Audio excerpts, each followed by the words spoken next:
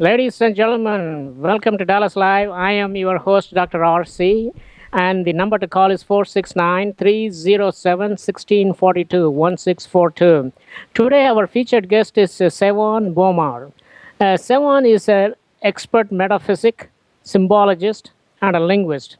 He is the author of the book called The Code to the Matrix and specializes in advanced solutions for mental deprogramming, spiritual development, and physical motivation. Sevan, welcome to the program. Thanks for having me on, Ravi. It's definitely great to be able to transmit today. Wholeness, how are you feeling? I am doing well, thank you. I've been looking forward to this conversation. Apparently, we already have a caller here. Let me see what the caller has to say What? about all this. Just a minute. Dallas Live. Only how you feeling? Yes, Well, yeah. our caller has his radio turned on, so we can hear it. Yes, yeah, you are listening to Dallas Live. Go ahead, caller, please. I'm watching the show now. I'm on the show live. Yes, sir. We are live. Apparently, it is one of your one of your Oh, okay. members. I just called. I just called in to get a first call. But I wanted Sevan to talk first. Go ahead. All right. Yes. Yes. Simon, apparently, we have our third guest here. I will mute. Okay. I Very will good. mute. Okay. Very good. Stay on. Okay. Yeah. All right. Listen. Okay. Let's get before we get right to it. I want to ask you something. This is the first time that even before we started the show, the audience are willing to call us. That's pretty good. Um, Before we get right to it, Sevan, can you tell us about where you were born and what did you do early part of your life? What type of training? What's doing now and what's in the future? I know it's all loaded questions, as much as you can answer Yeah, them. especially for a person like me, but I can give you the collapsed or condensed version of it. I was born in Detroit, Michigan, but I was raised in California, Okay. San Diego, and throughout all the way to Los Angeles, just that area. And I moved into the Midwest a little bit earlier, towards Texas in my life, and then I also went into Atlanta. So I've been pretty much all around the United States in my adolescence, and I've done everything from, I mean, you name it. I've been, I heard the guy get on the other day, he said he did little even telemarketing at times there, and sometimes even more complex work. But I'm originally a computer engineer by trade. That's my background in hardware. And I've basically been exploring life and looking into the deeper perspectives of things, especially from spirituality. I've had that going on since I was younger, of just asking the major questions about, especially what happens when we die, and then looking for the meaning to that. So why it's in me. So well, first I would say I would just be looking for the reason to get the answer to that question. I mean, just make that Very straight. good. Very And good. then, So, and so that's led me into now, a lot of things. what is in the future for you after this? You continue to promote spiritual growth? Oh, for sure. I mean, now, the future is every bit of real for us. I mean, we're even now getting into how we're going to be operating once we have the inevitable future, which is leaving this body. And I mean, that's something that we all face. So it's now just, it's going to keep expanding for us. But that's the core of the work that we're dealing with now. But of course, it didn't start that way. We were really dealing with things on the dimension. Like I've heard some of your previous shows and talking about politics and talking about unscrupulousness within many of the different organizations and societies. So we kind of began on that note, and that's why we started the Resistance First, which is the major platform that we've developed. Has about, I think, 12,000 active members now, but just people that are really pursuing the spiritual path and getting the major answers in this dimension.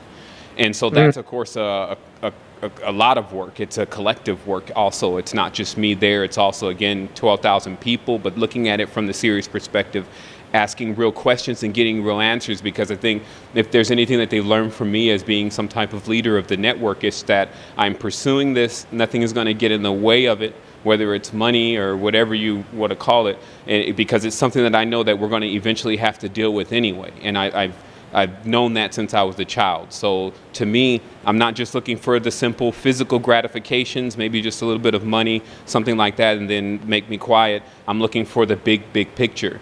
And I think also today what I wanted to do is, since we have a voice, it's a very powerful thing, especially if you understand some of the beings that have no voice. But we also have a platform, which is because I think we need to understand when the two are combined, because we all have voices. Like you go in the bedroom, you may hear your cousin, you may hear your aunt, or you may hear them give it to you about this reality in life, and they have a voice, and they have a platform. Nobody's listening but you. And so right now we've got to a point in the technology and the time that we're living in where we're actually able to broadcast to each other thousands of people. So let's let our information be something that if we have that people's time for that moment, something that they can really use. So I want to say I'm here today to respect everyone's time and respect the platform to give you the information that is necessary for you to expand. Okay, very good, Sevan. That's a very good introduction.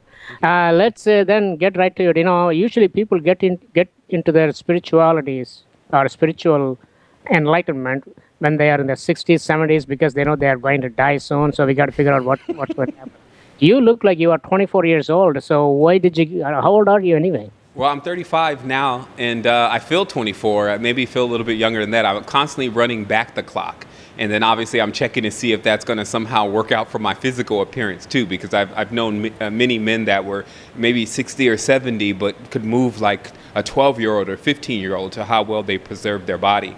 But me personally, I'm 35 and I'm on this spiritual pursuit because I don't know. I think that also within our generation, there's been a lot of contact with spiritual concepts, more so than other generations. And you can see that also within the toys. Like, remember a wooden toy used to please the child. They can just a little block or maybe a train that was built out of wood was good enough. Now, if it doesn't have several moving components flashing with LED, then it doesn't really excite the child at all. So this lets us know that there's this constant progression in when we get to what we can perceive as the higher things or the things that are more entertaining. And I think personally, spirituality, and that's why it's my appeal also to the youth, is entertaining. It's a lot more real and factual, and it has a lot more use than most of what's presented in this reality right now. Very good. So, well, so then let's get right to it then. This was supposed to be my last question, but I'm going to ask this at the end of the show instead of waiting until the end of the show. So let's go right to it. What happens after death? I mean, what happens really? I mean, this is a great mystery. Perhaps you can throw some light on it. For sure. I mean, and every bit of light, because that's what we'll be dealing with. When you're trying to shine into the world of death, you have to have a light of your own. And our ancestors were very familiar with the world of death. In fact, they built the world that we go to when we leave here, depending upon what frequency you're on. And some people call this the netherworld. But when you look into the Indus Valley traditions, which is Angkor Wat, all the way into Persia, all around the world, you see temples and pyramids, you see mathematic geometry that lends. You're dealing with beings that are very complex and understand an entirely different system of knowledge. And obviously, if there's any system of knowledge that's not present here, that would be in some type of truthful matter, I believe before it would be politics, before it would be anything, it would be spirituality. To me, if you have to look at, well, in your highest belief, which is God on this planet, has there been tampering there? Right there. God. So do you believe in God? I personally believe the entity known as Good, which is the correct pronunciation of the name, does exist. I believe that... You spell good now, G-O-O-D? That's a G-U-D. It's a Germanic word that refers to their God, which has a specific characteristic. And now, wait a Germanic God. Germans are white. Why are you believing in white man's God? Well, I mean, it just so happens that this is a white man's world at this point with how the mentality... I don't agree with that. I'm sorry to say that. Well, I'm come from India, okay? And we have white Christian missionaries who went to India. And they tried to convert some of the old ladies in India. But we didn't agree to this. Right. So I'm referring to the program running. I'm not referring to like the inner world, because the inner world, nobody can take claim over that. It is vast. But when we're talking about the outer world, the program, the language, English, the religion, when you're talking about the actual programs that are running to control the individual, that comes from more of a melanin recessive. And it's not even something that we could say white men. It comes from more of a melanin recessive type of mind state. So you are saying that the white man skin, he got it because of a recessive gene? Well, I mean, that's something that they've already been able to prove. That's the owl. In alchemy, that's where there's a loss of the sun that is glowing within, which is when there's a melanated individual, there's a sun burning within. This is the ancient knowledge from the Upanishads. But what you're also dealing with is that the melanin recessive is the opposite end of a spectrum. So we're also not talking about a positive and negative here. Because obviously, if it was true, then there would be no melanin recessive people that are good. And I've seen melanin recessive people that are good that will get up there and do just as much as I am. I've also seen melanin dominant people that are very destructive. So I'm not here to start a race war, but if you want to understand the spectrum, it's if you see light shine into a prism, you get 7 colors, okay? But on each end of the spectrum, there are 2 hidden colors. They will try to say that there are absence of colors, but the absence of color is clear.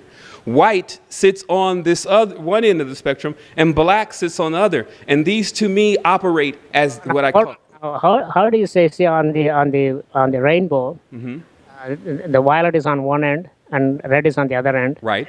Once you go but next to red is black. There's black. Yeah. Beyond the red is infrared. No. Yeah. But that is what blackness is. Blackness is deeper stages of infrared. It's ad infinite. This is what the abyss is. Well, if you cannot see the clarity on from I'm a scientist, so I studied. Okay. I know, and this is what you would have intuitively picked up in your work when you're doing this work inwardly, because when you go even into the violet chakra, and then you will see it begin to get white. You will begin to see it get white. Wait a minute. See, from violet, it becomes ultraviolet. Right. Then it becomes the alpha, beta, gamma waves. And then when you keep going, what I'm telling you, what you feel like when you keep going is that you're in a field of all white, almost like snow. This is what the difference in the one who, if you understand the energies. If you go further beyond white, going to ultraviolet, then move on to continue toward that spectrum. Eventually you get into alpha, beta, and gamma. Those are the particles that come out of a nuclear bomb. Okay, so the white is getting towards nuclear bomb, and the black is getting towards something else. Right, when you're going to the red, and then you go into the black. If you want to understand it not from these scientific terms, you're going into what's called a netherworld or an abyss. You're going into more of the prima materia, the actual forms that's used to create the foundation of things, versus things that are already created and already hyper intelligent, which is the opposite end of the spectrum. And this is why these 2 ends of the spectrum is very important, because the Caldacea staff shows this within the 2 intertwining snakes. If you understand the deeper level of the symbology, it is talking about 2 separate kingdoms, Upper Egypt and what's called Lower Egypt. Now, Lower Egypt is, of course, where all the pyramids are. Some people think that Lower Egypt is Ethiopia. No, Lower Egypt is where all the pyramids that that is famous now is Lower Egypt. Upper Egypt is Nubia. These are known as these two civilizations which make up the Atlantean and Lemurian empires. If you want to go back deeper into the recesses even of our brain and our psyche, our ancestral embedding, you will go into the heights of our intelligence from the extreme right hemisphere and extreme left hemisphere, also called patriarch, matriarch, male, female, etc. I know we're coming up to a break here, but what I just want to introduce new integers first to explain this, because when we go into science, science is about division.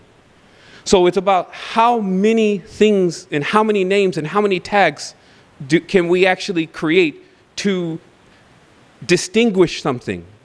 But when it comes to figuring out something, this is why we do so much thinking and we're trapped in thought now, because we don't know.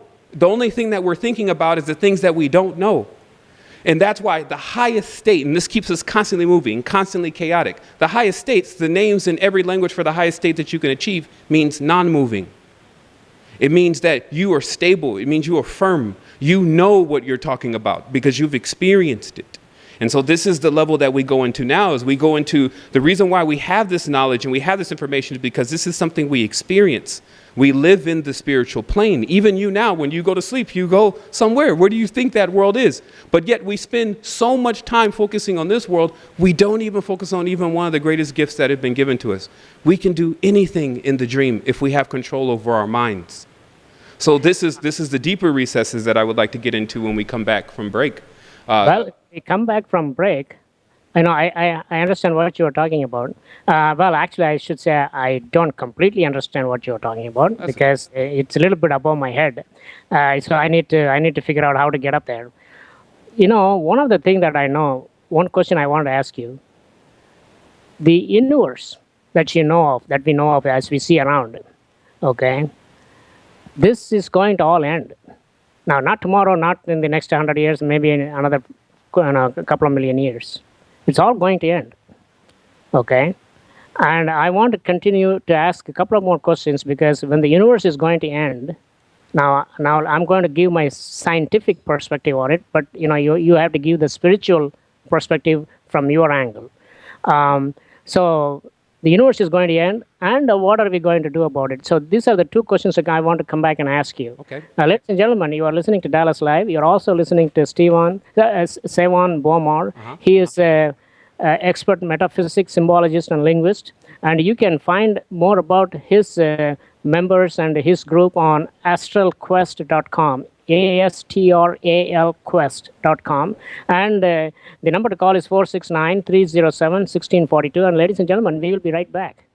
Ladies and gentlemen, welcome back to our second segment. You are listening to Sevan Bomar. He is a fantastic expert on metaphysics, symbologist, and a linguist. And he's also wrote a book, The Code to the Matrix. And he specializes in advanced solutions for mental deprogramming, spiritual development, and physical motivation.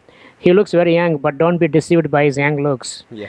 All right, Stevan, welcome back to the Sevan, welcome back to the program. Now, we have a caller online. Caller, go ahead, please. Is the caller there? Yes. Yeah, Yes. Go ahead. Caller, you have some questions, you have comments, and we have only 1 minute. No, you asked him a question. I just had answered. Well, you No, already then answered we have for him. not for him, but just for. I threw out the answer. We have no beginning nor ending. That's what I said. You said we have no beginning or end. Okay, so, caller, thank you for calling us. Let me go back and rephrase my question. Sevan, here is the question. The Earth was created about 7 billion years ago, okay? And now we are in the middle of our life cycle. The Earth is going to disappear in about 9 billion years, and it is going to sucked into the sun. Sun itself will go into a black hole, and everything is gone. Now, here is what I don't understand. What is going to happen to our human species? We will perhaps be alive for another million years. In another 2 billion years, the Earth is going to look like Mars. This has been proven. This is all done already. So why are you, me, and everybody else are fighting over spirituality? Because I don't believe in spiritualism. Number one. Number two, there is no God or good, and there is no soul. That's my conclusion. Because after 2 million years, we are not here to fight among all this stuff, unless we kill ourselves earlier. Right. Well, that's according to your understanding. But I mean, I can respect if a person has come to the complete conclusion about their belief based on what they've experienced and what they know. But I won't respect at all, which I definitely won't say that that's something that you would do, because it seems like you're consistently learning. But I wouldn't respect someone who didn't look deeper into it, and if there was a rope thrown to them, that they wouldn't grab it in a tense. And because what I mean about our energy and our passion, as the other James had spoke about. All right. See, our energy and our passion. Mm-hmm. Our energy, like we Not talk. going to exist. The Earth will be like Mars, tiny Mars. And then Earth will, all the planets First of all, you're going way far out there. I'll correct you just in this, is that if you're talking about the average lifespan of a human being is 72 years, and you're talking about planetary systems that are 1 billion years old, and then you probably got about 20, 30 more years left in your life according to what you know to the averages. That's Why right. should it really matter to you where the universe is going to be in 1 billion years if you just need to figure out where you're going to be in the next 30 years? Okay, now here is that brings up a very important point. The important point is, Sevan, that 1 billion years from now, or actually 1 billion, even 1 million years from now, our human species is pretty much finished, because 99.9% of all species that ever lived on this earth are extinct. So the trend is clear. We are not going to live for another 7 billion years. Now let's make the assumption that at about 1 million years from now, there will be no human species. So if you extrapolate it backward, so what do you get? There is no soul. There is no God. These are all our imagination. That's impossible for it to be a part of your imagination. Your sheer existence proves that there is that there is an existence that is before what we can calculate as death. Because if you think about it, if I say, where did the first one come from? Yeah, they have And They then if have, you keep going back even in science, and the furthest they can take you is the Big Bang, but then you have to ask, well, where's the Big Bang come from? But the sheer knowledge, let me just finish. The sheer knowledge that there was a Big Bang, if you want to just take it from there, is the sheer knowledge that there was something that came before that.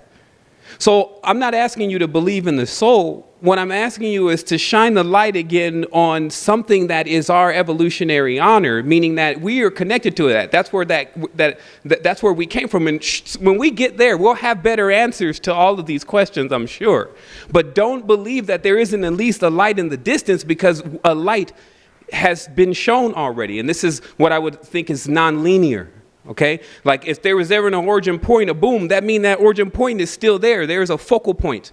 So if you want to use that as your source for soul and your source for energy, which many of the deep meditators do, they centralize themselves with the galactic core, with the solar systems, G5 solar class bodies, Rigel, Aldebaran, these different kind of larger suns. We've make a link, just as already even science is constantly disapproving when they're trying to prove something, but they have discovered that there is phenomena occurring above our visual spectrum and below our visual spectrum. And if you could see some of that stuff, even just for a moment, because you had gained the ability to, you would change your mind entirely about what you believe to not be possible and to be possible.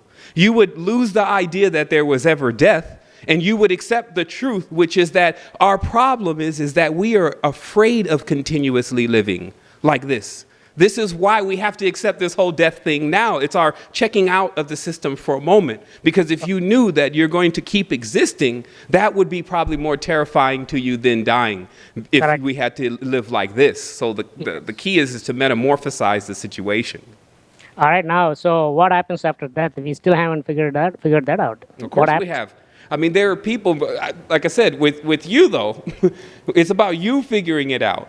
Because what generally someone that has this kind of question, they will seek it, and then they'll go to someone that can vividly prove to them that there is life beyond death, if they really want to know. And it sometimes takes to lose something.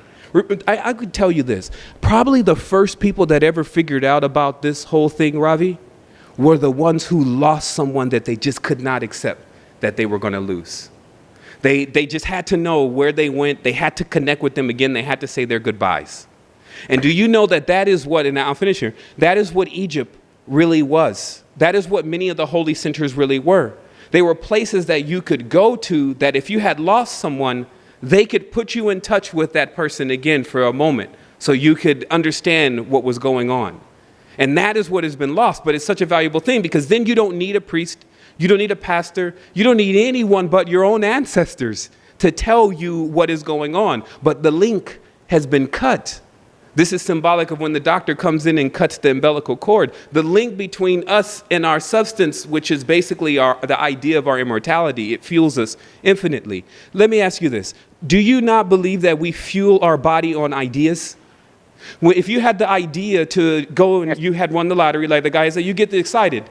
But Yes. so in this, you won't even sleep the rest of the night. So it shows you that we have this supreme level of being able to take in only our thoughts to drive us and to push us into higher stages of our consciousness. So there's a perfected stage of that, is what I'm saying, that we're living in a society where they blot out all of this information. So that way we remain physically dependent, because the word is the devas are in control of physical planes. So in this case, you can look at this as the Jesuits or your advanced governmental systems who have such a plethora of knowledge and statistics about what you're going to do next, especially if you're in one of their programs, that it almost feels like you're on this treadmill and then all of the life becomes sucked out of you. It is a mechanism that attempts to kill something that cannot be destroyed. So this is the worst punishment then. And so that's what I'm here for, is I'm here to release us from this state of mind that there is nothing beyond by showing you can reach it now. Okay, so you are saying that there is something beyond life. You Yes. see, in my opinion, I mean, I'm not like you. You have done a lot more research than I have. In my opinion, the human beings came up with all this because they realized that they're going to die, and they also realized those who were dead, they never came back and told them how it was after they died. right? Did anybody came up and maybe there's only one guy. They say that he probably did. There is no proof of it. That is Jesus Christ. Of the third day, he came back to life. Now, since nobody has come back to tell us, hey, after death, this is what happens. Now there is a whole lot of guys. Let me correct that, because we're doing that in our mind. That coming back to tell us is your thoughts. Many of your thoughts are your ancestors telling you what to do. And let me explain why it worked this way. It worked this way because there's a simple dynamic here. Once you go into metaphysics, okay, this is deeper than physics. What you'll find is a simple dynamic that if you remove the spirit force from a body, that body will die after a very short period of time. It will get cold. So the spirit has always been synonymous with heat. Okay? So there's a stage that one can enter, whether through hypnosis or trance, which was very prevalent in the ancient times, where you can release this spirit of yourself from the body. This then gives the opportunity for another spirit, who otherwise you wouldn't even know existed, to come in and use the physical body for a moment to talk. Because other than that, you can't hear spirits beside a high-pitched ringing in your ear. What I'm explaining to you is that it's simple dynamics. You need a vehicle. If you're looking for people to come back from the dead, they would need a vehicle to be able to come into three-dimension in. And it just so happens the human body is one of them. So generally from our ancestral connection, we get thoughts in our brain, and not all these thoughts are positive. This is what Jung later on discovered was the root to many of the addictions, were the ancestral linkage to ancestors who had gotten on opiates, gotten on alcohol, gotten on many of the different substances, and actually drove themselves to a state of insanity and died in that frequency. You see, when a person leaves this world, the frequency they leave in, to answer your earlier question, determines where they go next. That's the whole dynamic to this, is that if you can figure this out, if you can get the map to how to reincarnate, because you most surely will, the universe is not going to waste the substance that you're made out of. But to control that term has been given as a Time Lord. It is the highest state of what you would see with a Hadron Collider, a tachyon device, all of these different devices that you can see that our government has begun to tamper with. But imagine you in there with it. Do you think that you would spend more than 5 years or 10 years with the resources that these people have, never coming to any conclusions about worlds and how to get to worlds beyond? So all I'm saying is that there's a gate or a veil between you and this knowledge at times. Okay, let's go back to, we have to take a quick break, Sevan. Ladies and gentlemen, you are listening to Dallas Live. I am your host, Dr. RC. The number to call is 469-307-1642-1642. When we come back, Sevan, I would like to ask, let's go back to our forefathers. And there is a very critical information on forefathers that I need to talk about. Okay. Ladies and gentlemen, we will be right back. And Sevan, please stay on the line. Ladies and gentlemen, welcome back to Dallas Live. I am your host, Dr. RC. Our featured guest is Sevan Bomar. Sevan is talking about the spirituality. And before the break, Sevan, welcome back to the program. Before the break, I was going to talk about our ancestors. Now, what role, if any, that our ancestors played for the current status of this generation, our current generation? Definitely anything in the past is obviously lots of foundational work. And because the plane that we're standing on is basically it's compromised of all of the accomplishments of the past. And that's why we still have to admit that whatever is going on, we're all doing it together. Because if you do something, even me just breathing into it adds to it. And so we're collectively building, very similar to how the DNA collectively analyzes and processes information. So what I would say is the ancestors are like a tree in a tent. They are the inner rings to that tree. And what we do is we develop around that, and that gives us some level of expansion. But we also, again, are using the knowledge from the past, combining it with what's going on in the present, and then creating the future. So this basically becomes a mathematic equation then for perpetual life. Think about what you're dealing with here, because when you say, oh, well, a universe will end. A universe is ending and beginning right now. Like there is a constant where we're looking around us and we're looking at these micro universes. Like an ant is a micro universe. It just is if you understand what universes are made out of. But when that ant dies, it's the end of that universe. But I'm sure there's millions of ants being born again. So this rate is so rapid then, if you really just floated it all out and looked at it, it would be so rapid that it would be consistent, thus creating no death. If there's a constant stream, which is what the ancestors were able to accomplish, a constant stream when someone's not trying to cut it, a constant stream to you and to as far as back as you can send memory, then you feel this all presence. So that's why I said the enemy of these kind of abilities is our memories. Because our memory, we don't have this excellent memory anymore because language and all these different things became like the computers, but a long time ago. You know, the computer now, we store everything on the computer. We store the phone number. So the memory is not as magnificent as it even was 100 years ago. But this language, before language started, the memory was even more vast because you didn't write down anything. Like notice that there are individuals who believe in the Quran and they can recite the entire Quran from their memory. So if you think about the infinite level of our memory and what it's capable of doing, you also understand to have that ability is to like build a world in your mind then. So you can't tell someone who's built a beautiful world in their mind and then every night they go to sleep, they live in that world world does not exist. This is the secret, my friend. If you cannot live inside of here and you cannot take yourself back into your own temple of your own consciousness and shut the gates, and all the barbarians and all of the sackers and the plunderers, move them from your kingdom of your thoughts. If you cannot do that, then you've been overrun indeed. So that is what we're dealing with here. This is kind of like a repair work. We're on a planet where many people have had their consciousness overrun. And now it's time for them to win that battle. It's time for them to go into their crown of their consciousness, sit back on the throne of their consciousness and realize, look, even just you being you, look at the complexity of the body. I'm not asking you to find the whole thing out, but know something's going on. Do you think that if you're doing this is the best time to do this is when you're in the bathroom just sitting there, maybe on the toilet, when you have nothing else to think about, your mind is clear. Think about just sheerly the complexity of the body alone, something's going on. These people argue about the smallest, pettiest things that are nowhere like the body. iPhone 5, Nike shoes, politicians and their individualized characters, etc. But what we are dealing with here, something put together, a magnificent vehicle like this, and is not even per se asking for credit. Meaning there's no authoritative God figure coming in physical form and saying, look, you worship me because I created you. But what I'm telling you is our ancestors, they dealt with a situation like that.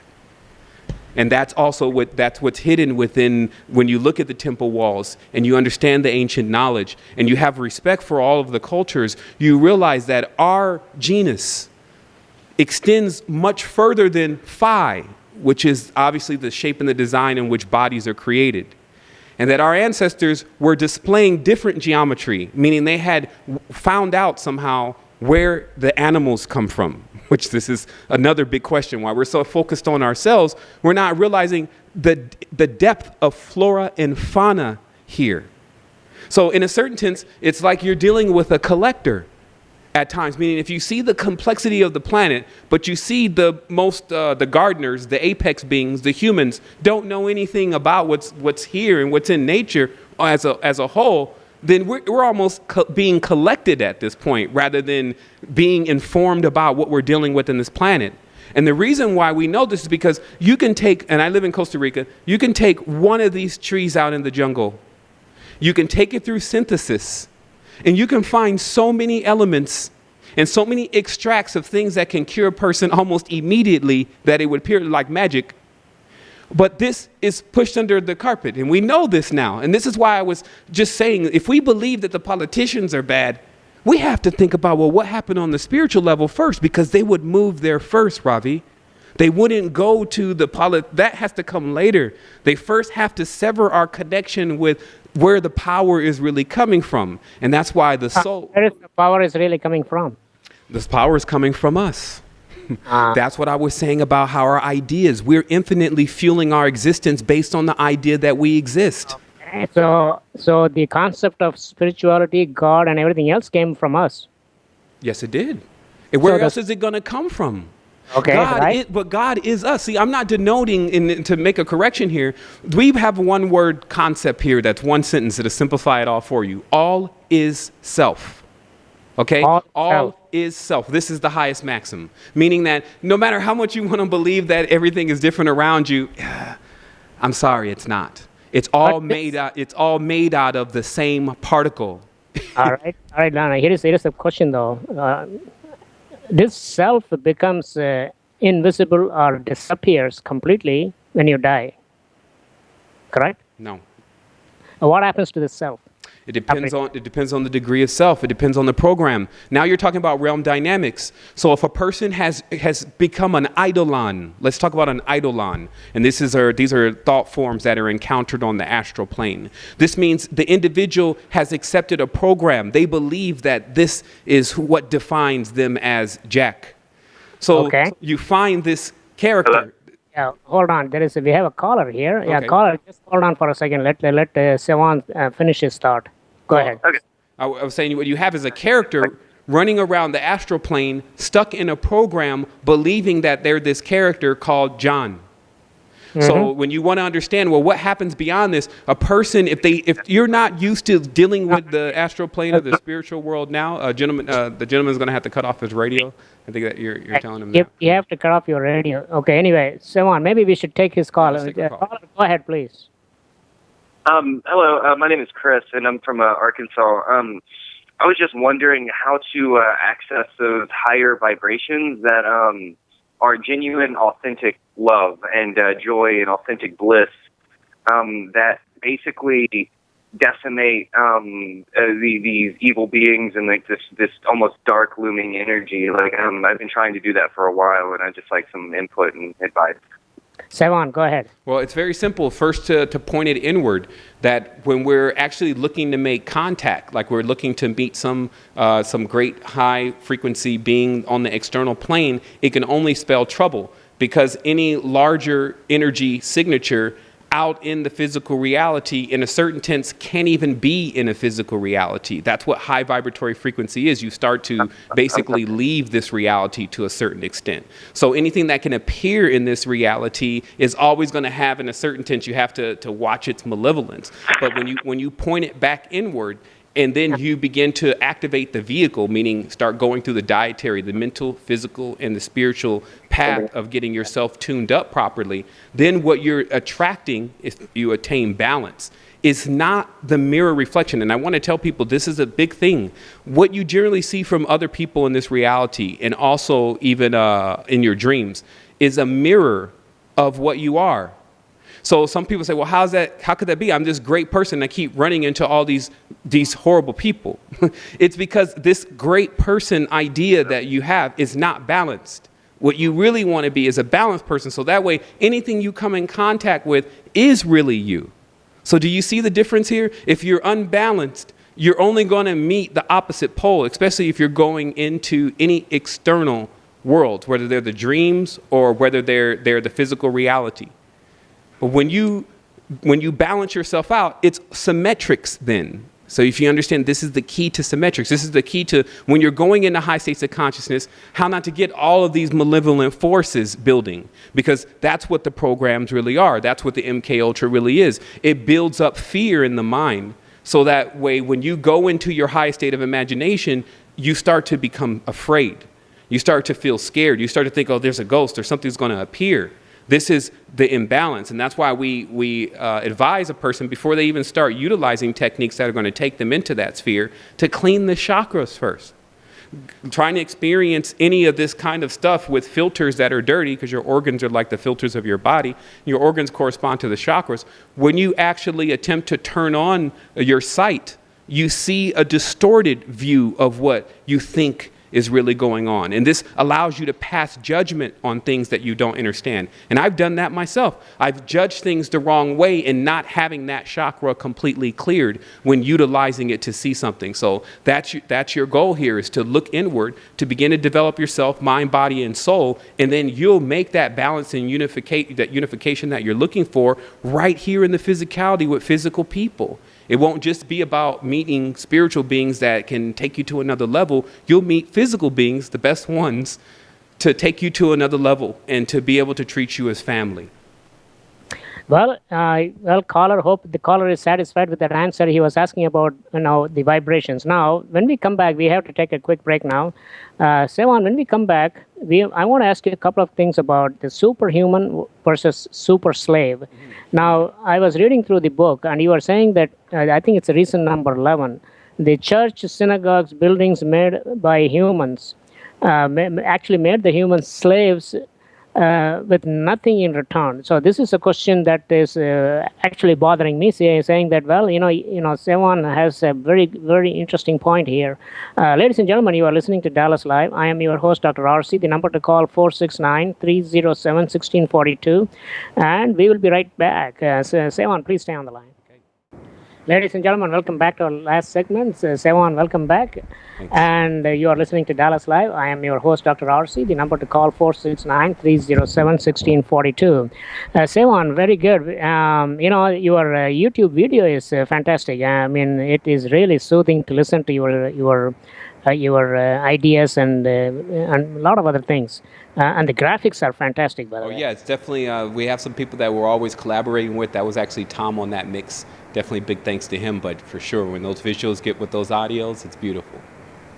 Okay, now before the break, I was going to ask you a question about the churches, synagogues, and temple buildings made human slaves with nothing in return. Mm-hmm. Can you explain to our audience what you meant by that? For sure. We've got to make this very brief. There was a period in time where there was more of it's the concept of the king.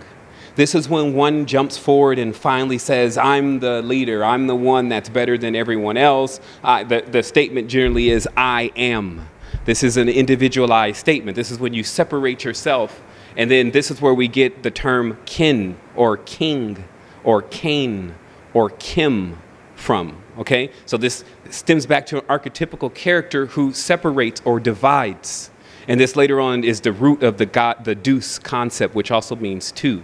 So what I'm saying is what we're dealing with here is we're dealing with, oh geez, I almost kind of lost my train of thought of just going through all of the division of what exactly we're talking about. But I'm just referring. You're talking about the humans built all these buildings. Right. Okay. So with the concept of the deuce, and this is again, it's a division. So it even does that to the mind. If you understand how deep this really is, the deuce basically set up a kingdom, a hierarchy, just like I was explaining on that recording of the tones and the scales and the frequencies. It utilized the knowledge from nature and it put it into what we call today politics, oligarchy, hierarchies, taking the structure that exists within nature and then bringing it out into the physical reality and then taking claim of it. This is something I created. I'm the God, etc. And so what we're really dealing with here is we're dealing with a time where people were bought low. There was a caste system created. There were many different systems created to make one more superior than the other. Why? Leading all of them astray. Even the highest one on the caste has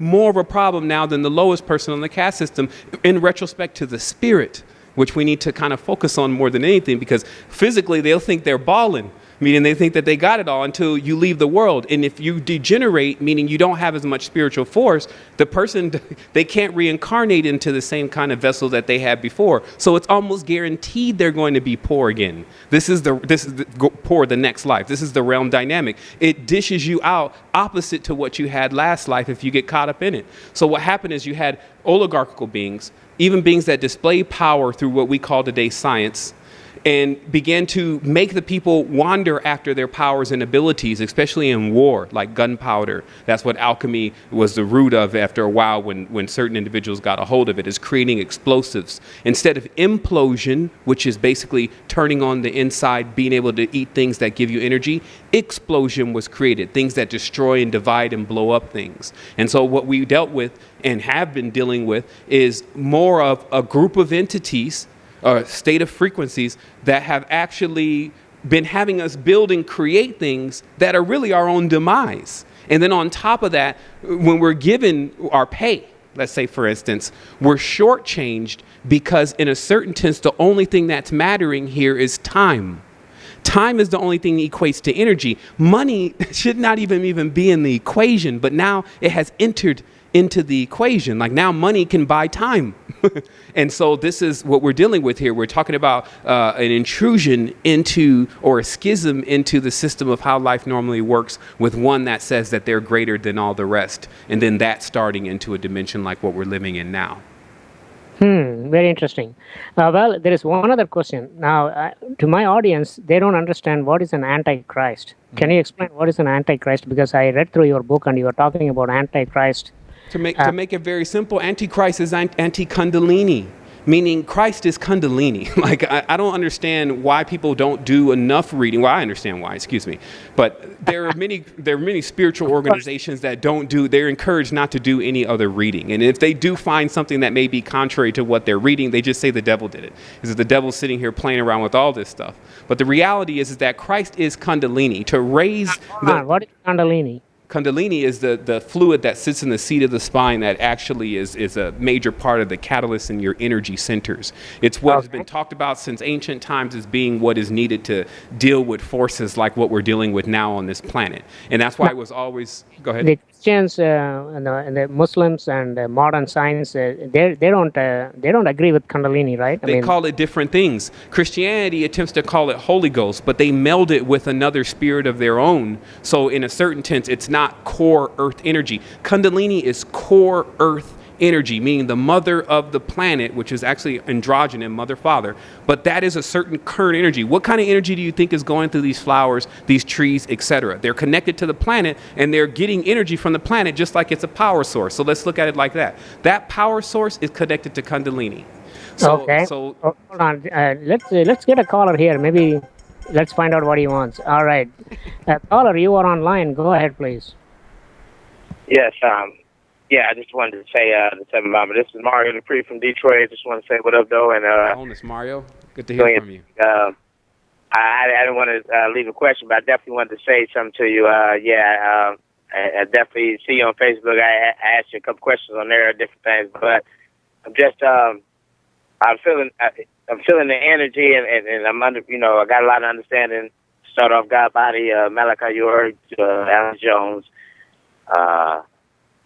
We go into David Icke, Jordan Maxwell, Dr. Ben, John Henrik Clark, to Surah Suliseti, which is from Detroit, and you both from Detroit. So I get a Surah Suliseti dose and a 7 Bomar dose. But that I felt some energy when I was when you understand, like you said, every single cell inside of you, or the power what you're doing with the universe inside of you. That really just great. So just wanted to say that, and good job. All right, thank you, caller. All right, Savan, let's get back to what you were telling about.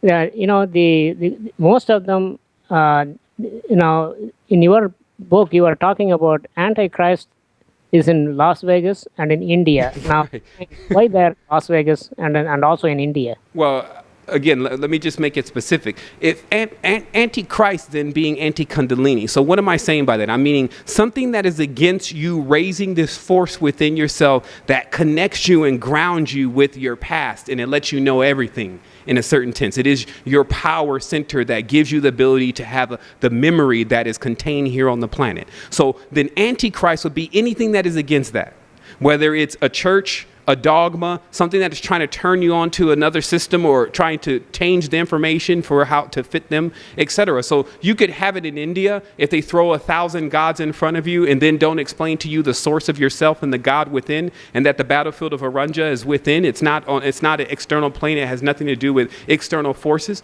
But there have been external forces now roaming around the dimension because time goes on. This is what we also have to understand, Robbie, is that there's a cause and effect of things. We create things. So sometimes when we're looking at a book from 20,000 years ago, 6,000 years ago, 2,000 years ago, we have to calculate, well, what if you believe that, then what happened after? Because it's not a freeze frame. It's not in stasis. It didn't just stop there. It kept developing. And this is what the super consciousness gives you the ability to do, is it gives you the ability to see something completely metamorphosized. So this way you can go back into even the basic symbols and extract the real meaning. You can go into anything and extract the real meaning. This is, to me, what the monatomic phase really is. The origins of everything can be found within its perfection. That's also what alchemy introduces, is how to bring certain plants and things back into their perfection. So, you know, that's what you're really dealing with, Doctor. Like, we're dealing with a massive thing here where we would spend most of our lives in this university, not working with plastic. All right. So I would say then, when it comes to origins of life and the human body design, you believe in creationism? I believe that the physical body was created by advanced beings, but I don't believe the soul has a creation. And this is not a belief. I can prove this. Like, this is only a matter of time before I have to end up proving it to the species in other ways. But if you really, really think about it, the physical bodies are based on Phi. When you go into the deep knowledge of the Egyptians and also those that were in Angkor Wat, you see that they're actually making physical bodies. They are genetic manipulators. They know how to take one being, i.e. an animal, and mix it with another animal. This is in the cat. The cat is a mixture, if you look at the genetics, of a lion and a snake. So here you have a domesticated animal that's running around here today as the proof that the ancients, because the cats have been around since that long, had already been mixing certain beings together. But there's a deeper knowledge, because this has also led to much confusion. This has led to much of leading the astray of the entire masses of consciousness on this planet, is this idea that we were created by basically Nephilim beings that came from Venus. And that when you connect all religions, you'll find that they connect back to the astrology and the numbers and the ancient colonies and all that to Venus. So there will be a lot of knowledge coming saying, oh, these beings that bought the pentagram created us. And this is what you see on Ancient Aliens. You may be smiling, but this is sweeping the world. This is what the 2012 movement was really about. It was to embed this kind of information that humanity has a creator, a king over them, a angel, if you may, that is stronger and more powerful than them. And it's just not true. Because the reality really is that we are the beings that have the ability to activate ourselves into higher states of consciousness.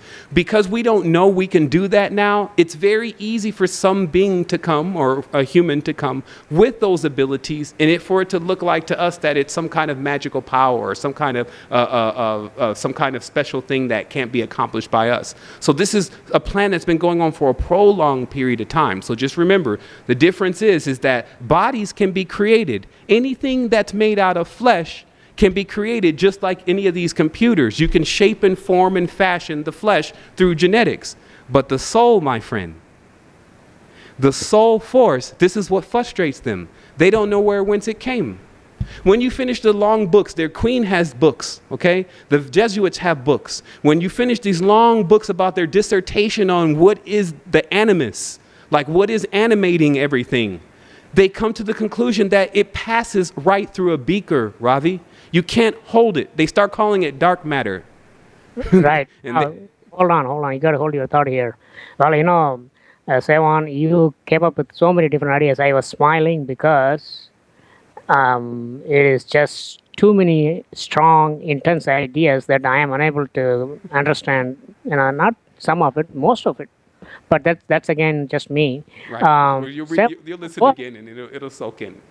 Okay. So tell our audience where they can find your books and how if they want to pursue their spiritual growth, what website they should come to, how they can become a member, and what else you offer in your website. Can you go ahead and tell our audience? Sure. You can actually visit astroquest.com or resistance2010.com. The difference is Resistance 2010 is the archive of information. You can join the site. It's absolutely free. There's the largest esoteric library on the net. It's about 3,000 books related to spirituality available to you there for free.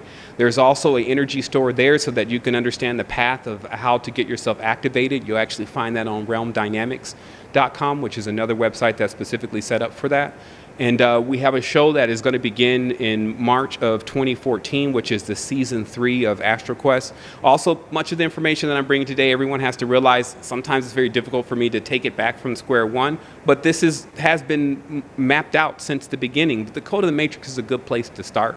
but everyone again has the opportunity to go through the entire body of information. That's what Resistance 2010 is holding all of this process, so that you can see how we arrived at these conclusions. Don't think that I'm a very rational, logical person, especially in the world.